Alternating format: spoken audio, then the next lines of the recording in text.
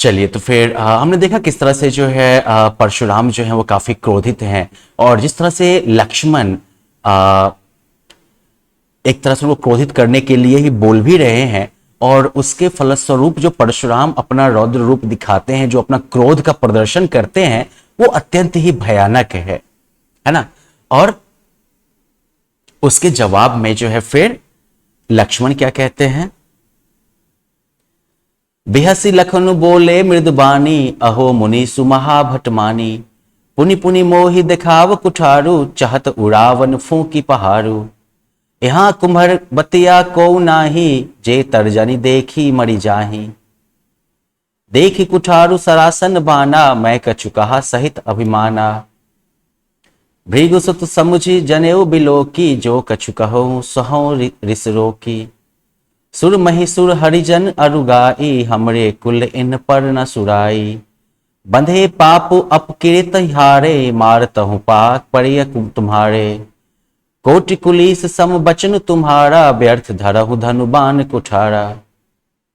लक्ष्मण जो है वो अभी भी जो है परशुराम को क्रोधित करने में जो है कोई कसर नहीं छोड़ रहे हैं, भले ही उनकी वाणी बड़ी मृदु है, बड़ी मुलायम है।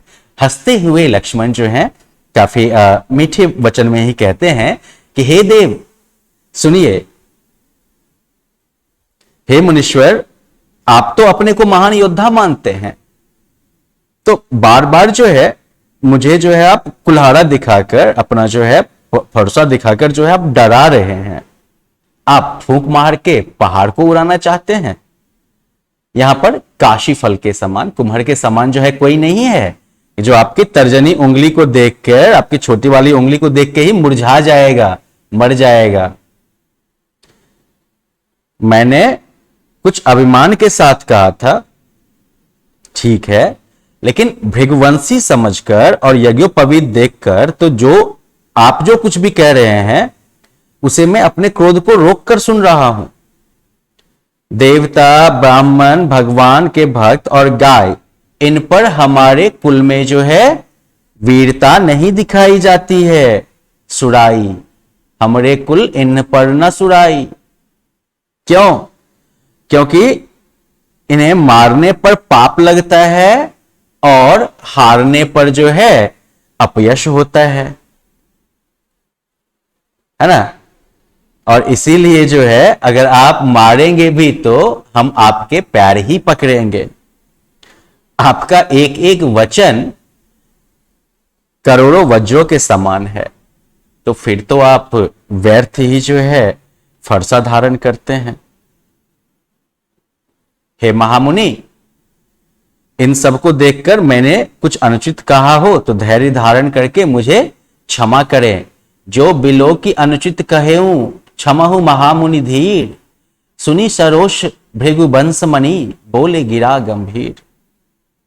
ठीक है, लक्ष्मण जो है वो बोलते हैं कि इन सबको देखकर मैंने कुछ अनुचित कहा हो तो धैर्य धारण कर मुझे क्षमा करना। और यह सब सुनकर भृगुवंशी परशुराम जी जो हैं गंभीर वाणी में बोलते हैं।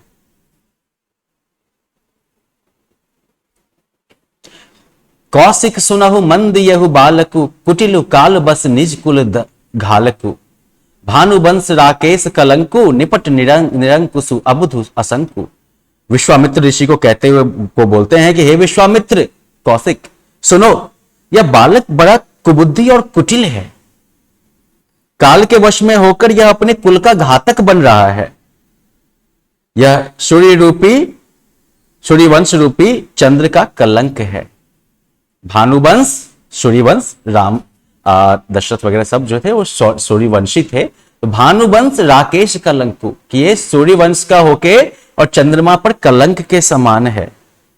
यह बिल्कुल उदंड, मूर्ख और निडर है। यह कालक वलु हो ही छन माही, कहो पुकारी खोरी मोहि नाही। यह अभी क्षण मात्र में काल का ग्रास बन जाएगा। मैं पुकार कर कह रहा हूं, मैं जोर से बोल रहा हूं कि बाद में मेरा दोष नहीं रहेगा। तुम हट कहो जो चाहो उबारा, कही प्रताप बल रोषु हमारा।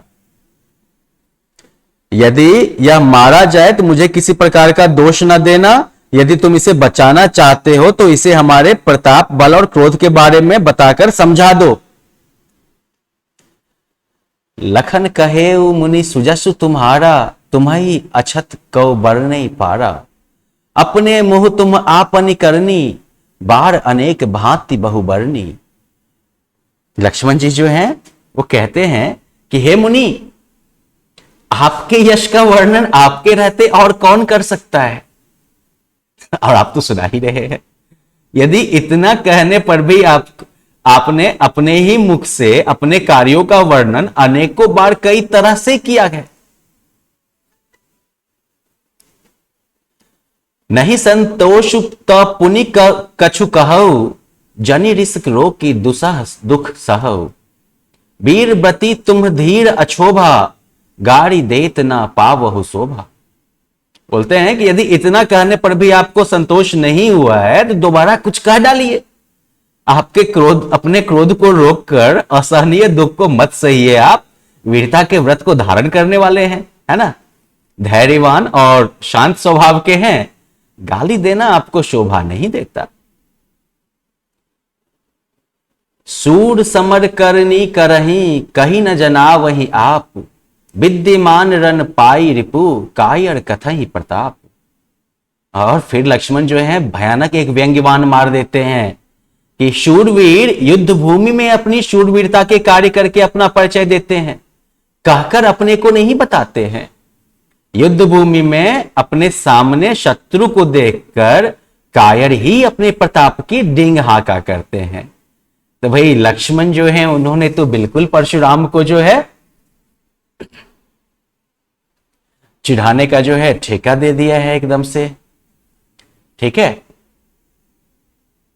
तो चलिए अब आगे जो है परशुराम का क्या होता है, परशुराम की प्रतिक्रिया क्या होती है, तो इसको हम लोग देखते हैं अगले पार्ट में। Bye bye.